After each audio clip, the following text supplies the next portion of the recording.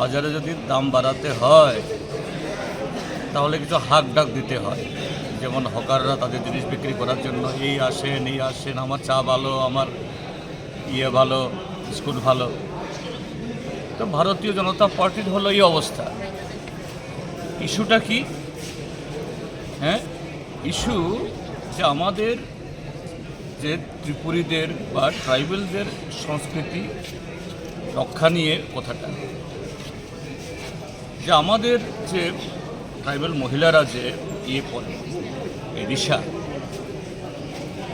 রিসা কেউ গলায় দেয়, এটা আসলে তো বক্ষবন্ধনী।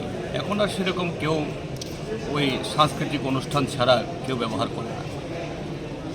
কিন্তু এই রিসা, আমি যখন সংস্কৃতি মন্ত্রী ছিলাম এই ত্রিপুরা রাজ্যে, আমি রিসা চালু করেছি। এই ত্রিপুরা রাজ্যে প্রথম। যাই হোক, এখন আমাদের দেশের প্রধানমন্ত্রী এসে এখানে দু একটা প্রোগ্রামে রিসায় গলা দিয়েছে, ভালো, আমি প্রশংসা করি। কিন্তু এই রিসা শুধু আমরা গলায় দিই না, মাথায় মহিলারা পুরুষরাও কখনো পাগড়ি এসে ব্যবহার করি। এরপর বিভিন্ন জায়গাতে আমরা সাজিয়ে রাখি। তো আমি একটা সাংবাদিক সম্মেলন করেছিলাম, আমার সোফার পেছনে ঠিক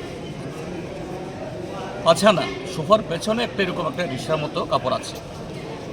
ওটাকে ছবি করে জনজাতি মোর্চার বিপিন দেববর্মা বিজেপির আইটি সেলের তরফ থেকে প্রচার করেছে, রিসাকে অপমান করেছে।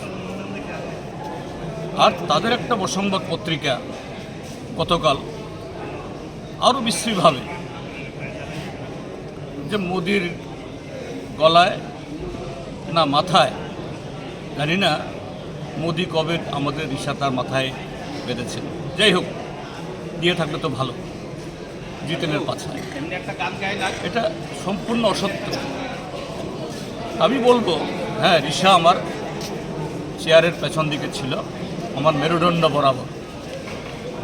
আমার মেরুদণ্ডকে সোজা রাখার জন্য এই আরএসএস বিজেপির সাম্প্রদায়িক জনবিরোধী ট্রাইবেল বিরোধী মানসিকতার কাছে যাতে জিতেন চৌধুরী মাথা নত না করে মেরুদণ্ড সোজা রাখে।